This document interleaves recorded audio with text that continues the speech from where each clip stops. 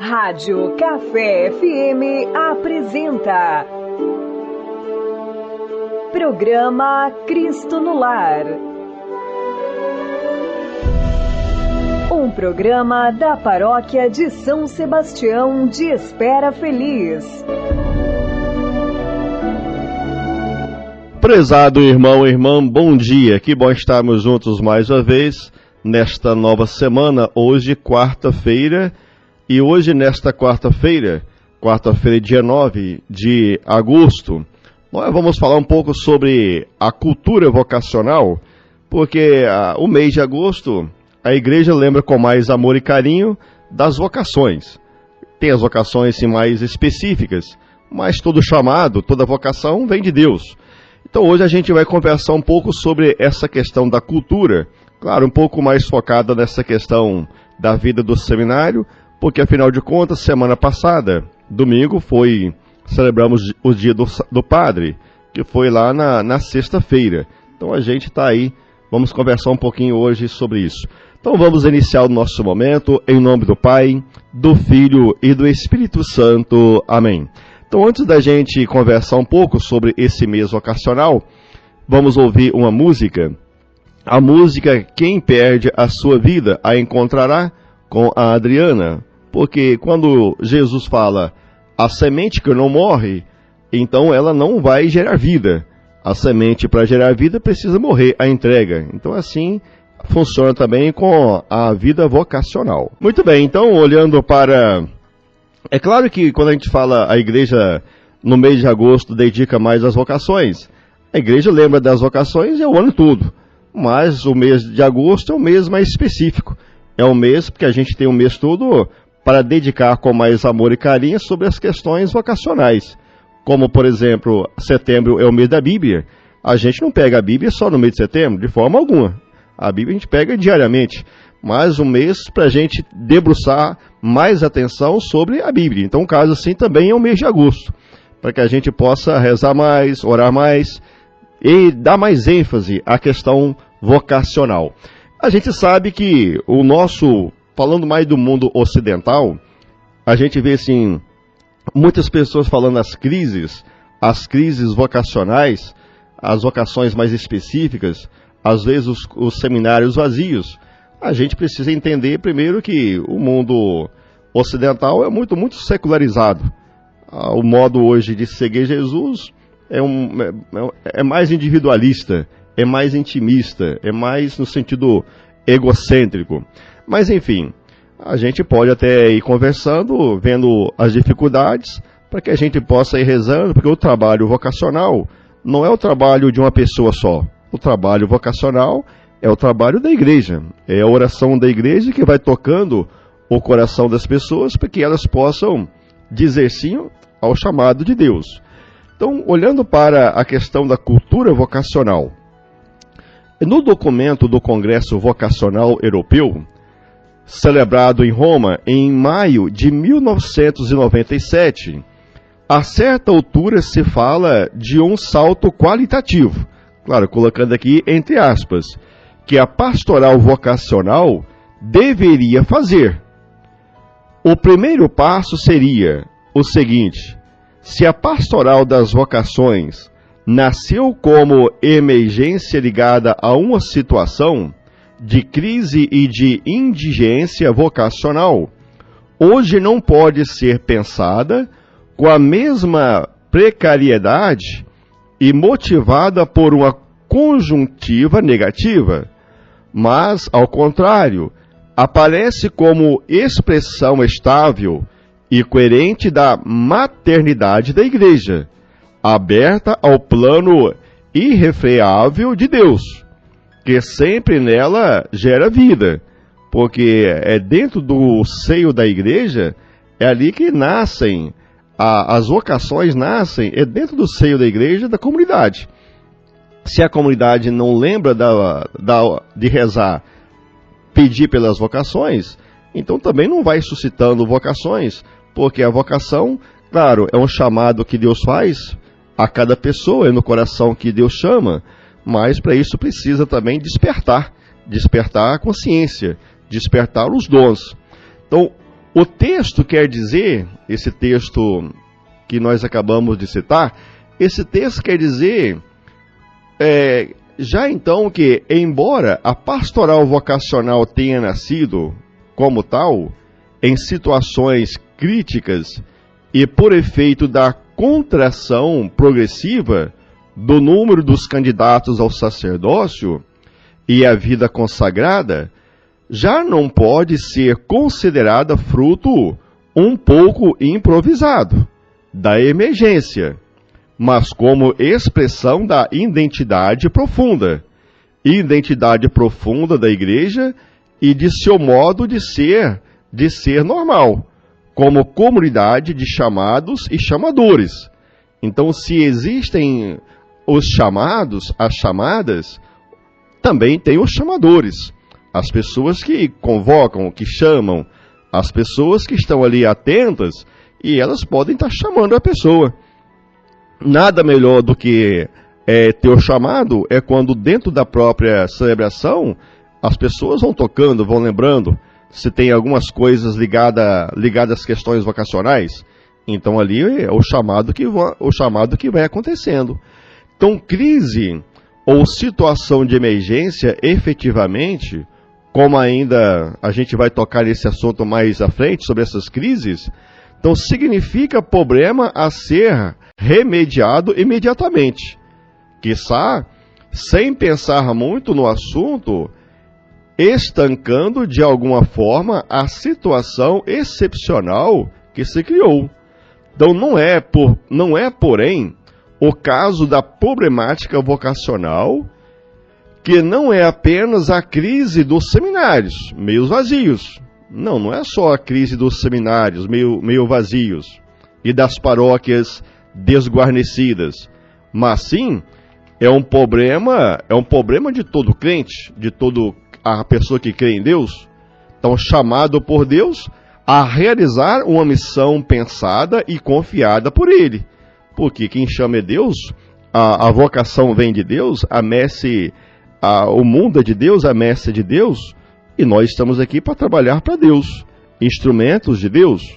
Então, é, portanto, problema tão central e universal. Então, não é só um problema da nossa comunidade local, isso deve ser visto de modo geral.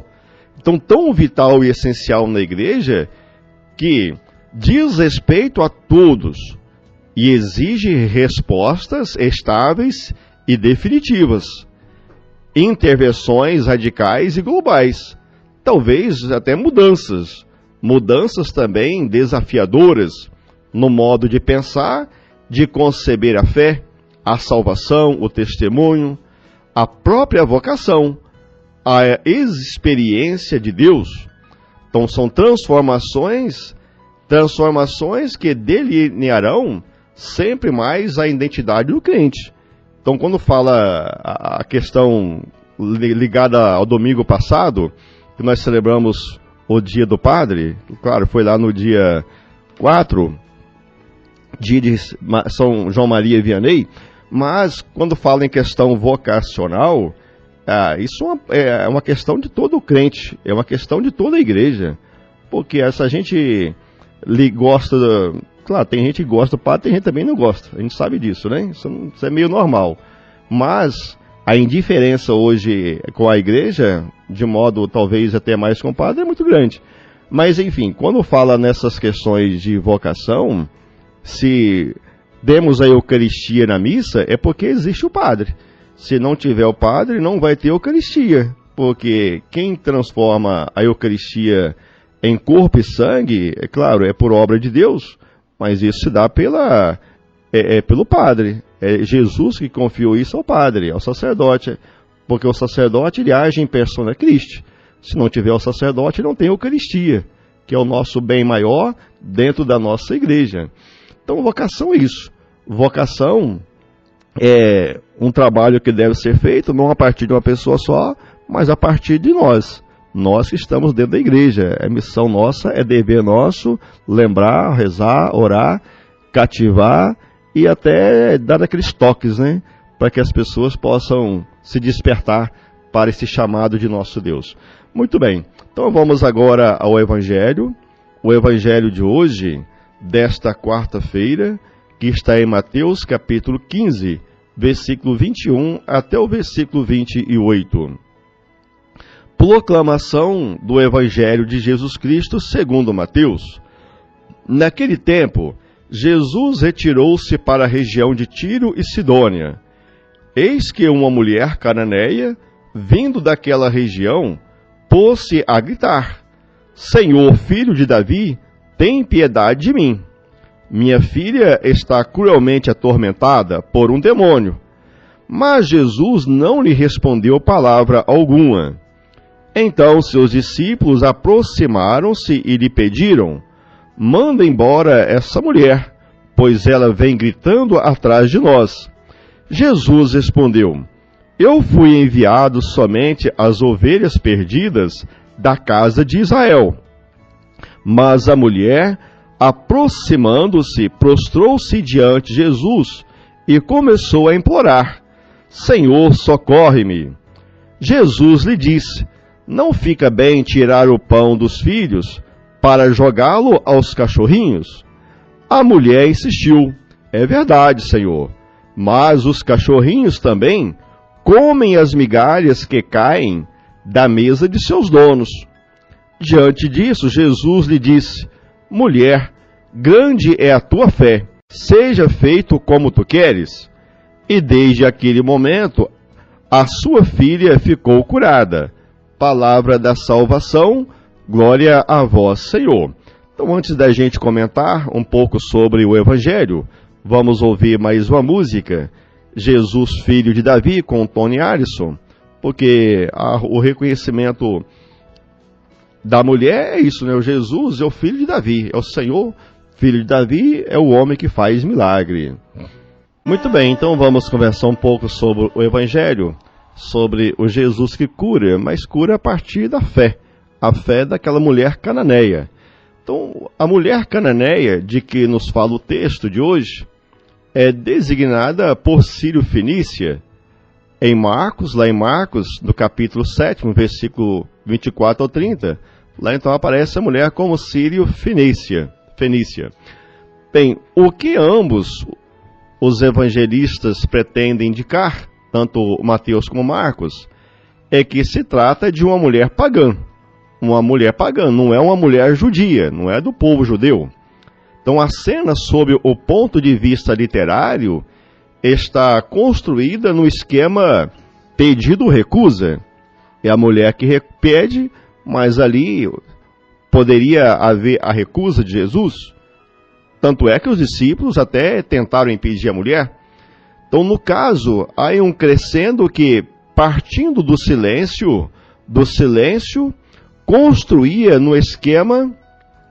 construía no silêncio de Jesus a primeira interpelação da mulher. Então, continua com a referência à sua missão, a missão de Jesus, que teria por alvo unicamente o povo judeu. E culmina com a distinção brutal entre filhos e cachorrinhos, porque tanto Mateus como Marcos coincidem em que a missão de Jesus, durante o seu ministério terreno, se limitou ao povo judeu. Mas também coincidem em que Jesus, neste caso, desta mulher de hoje, a mulher cananeia, então Jesus abriu uma exceção. Para Mateus, a razão da exceção foi a grande fé da mulher, o que é omitido por Marcos. O encontro entre Jesus e a mulher cananeia anuncia e já realiza o encontro entre a salvação e o paganismo, porque aqui é a mulher que é pagã, a mulher que é uma mulher cananeia, tem a fé do povo judeu, mas é Jesus que já está indo ao encontro agora desse povo, o povo chamado povo pagão, o povo que não era do povo judeu. Então, sem negar a escolha preferencial de Israel, o filho primogênito, porque Israel é o filho primogênito, como está lá, se a gente olha lá mesmo em Oséias, capítulo 11, lá fala sobre isso, no versículo 1. Mateus também, até no versículo 10, capítulo 10, versículo 5, seguintes. Mas a missão salvífica de Jesus é dirigida a todos os povos. Mesmo a consciência de que Israel é o primogênito, nós somos da herança do povo de Israel, mas Jesus aqui já começa agora a falar, olha, a salvação não é só para o povo de Israel. A salvação não é só para os israelitas, só para o povo hebreu. Não, é para todo mundo, todos nós, todo aquele que crê. Então, será também essa a característica da ação da igreja, por mando específico do Senhor Jesus e Mestre, como está lá em Mateus, capítulo 28, versículo 18 ao 20. Ide pelo mundo, anunciai e batizai. Essa é a missão da igreja, aí é o mundo. Então, a luta que a mulher cananeia trava com Jesus para alcançar o que pede é um exemplo concreto do que Jesus mandou. Pedi, procurai e batei. Como está lá em Lucas, capítulo 11, versículo 9.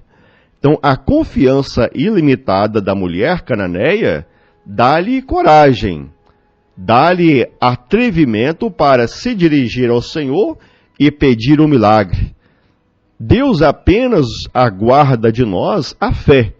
Aguarda de nós a fé e a esperança, para nos dar tudo quanto precisamos.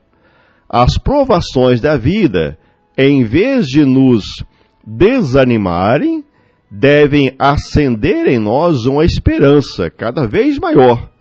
A nossa vida religiosa participa na evolução, nas provações e procuras do mundo e da igreja. Também ela é constantemente interpelada, até mesmo a igreja. Então somos, olhando para essa questão que aparece da mulher, quando Jesus fala, não é certo tirar o pão dos filhos e jogar os cachorrinhos, Jesus aqui está fazendo uma crítica à sua própria religião, fazendo uma crítica ao templo, fazendo uma crítica à sinagoga, criticando a sua cultura religiosa. Não só a sua cultura religiosa, porque naquele tempo a religião-estado era coisa só. Então a cultura praticamente geral do povo, o povo judeu, que via lá o pagão, o estrangeiro, como cachorro. E Jesus, então, está fazendo uma crítica aqui. Indiretamente, está criticando uma cultura que não acolhe, uma cultura que exclui. E Jesus não veio para excluir, Jesus veio para acolher a todos. Mas o que fica forte realmente no Evangelho de hoje é a fé. Se Jesus atendeu aquela mulher, é por causa da fé. É a mulher que teve muita fé de chegar perto de Jesus, insistir, e até ao ponto de ser expulsa ali pelas pessoas, pelos discípulos, mas ela foi muito audaciosa. Isso encantou o coração de Jesus e houve a cura. Muito bem, então vamos agora, antes da oração do Pai Nosso, só lembrar então, hoje, 19 horas, missa na comunidade de São Francisco, e também 19 horas, missa no Barro Branco, às 19 horas. E lembrando que sexta-feira começa o nosso novenário em honra a Nossa Senhora da Glória. Então, dia 11, sexta-feira, a próxima, às 19 horas, aí já vamos estar começando. E o tema é Maria do Sim, coração ardente, pesa caminho. Então vamos todos participar desse momento bonito da nossa caminhada de fé, da nossa igreja. Pai nosso que estais no céu, santificado seja o vosso nome, venha a nós o vosso reino, seja feita a vossa vontade, assim na terra como no céu. O pão nosso de cada dia nos dai hoje, perdoai as nossas ofensas, assim como nós perdoamos a quem nos tem ofendido, e não deixeis cair em tentação, mas livrai-nos do mal. Amém. Então, meu amado irmão e irmã, que o Senhor Deus continue abençoando o dia, o trabalho, em nome do Pai, do Filho e do Espírito Santo. Amém. Então, encerrando o nosso momento, vamos ficar com mais uma música. A Rádio Café FM apresentou programa Cristo no Lar.